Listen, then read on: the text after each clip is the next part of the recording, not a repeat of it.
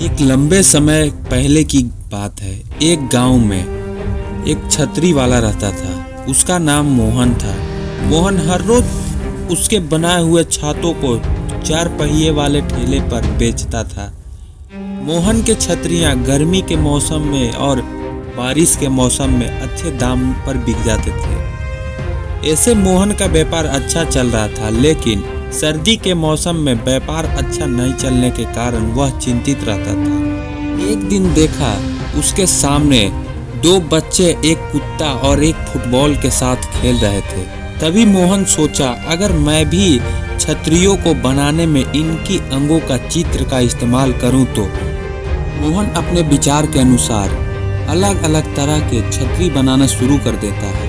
सबसे पहले छतरी की तैयारी के लिए जरूरी प्लास्टिक के कपड़े को खरीदता है और उस छतरी पर लगाने के लिए रंग को इकट्ठा करता है। छतरी को अलग तरह के दिखने के लिए अलग अलग चित्रों का इस्तेमाल करता है और अलग अलग छातों पर बनाता है और उसे गांव में बेचने जाता है।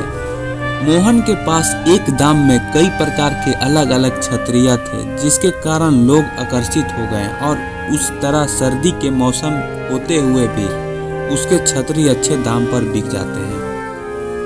उसकी छतरियों का व्यापार अच्छे चलने के कारण उस पर कल्पना नामक एक और व्यापारी का नजर पड़ जाता है।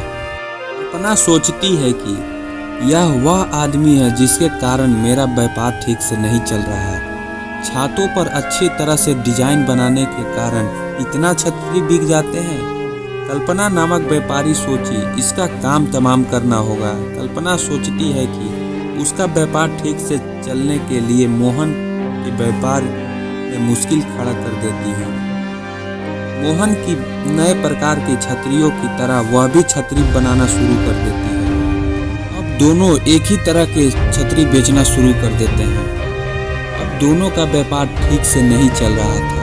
तभी मोहन कल्पना को बहन कहकर बुलाता है। बहन बुलाने पर कल्पना को समझ में आता है कि वह उस पर गुस्सा नहीं है। मोहन बोलता है, आप बस एक बार बोल देती कि मेरा व्यापार की वजह से आपका व्यापार ठीक से नहीं चल रहा है। मैं समझता हूँ, बस ये कह रहा हूँ, मैं पड़ोसी शहर में जाकर अपना छतरी को बेचूंगा और तुम खुशी खुशी अपना व्यापार यहाँ चला सकते हो।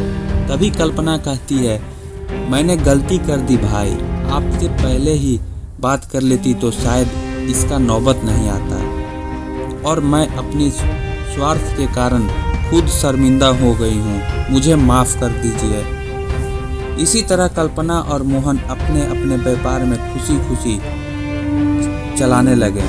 इस कहानी से हमें सीखने को मिलता है, शांति से बैठकर सोचने से और बात करने से बड़ी सी बड़ी मुश्किलों का भी हल आसानी से निकल जाता है।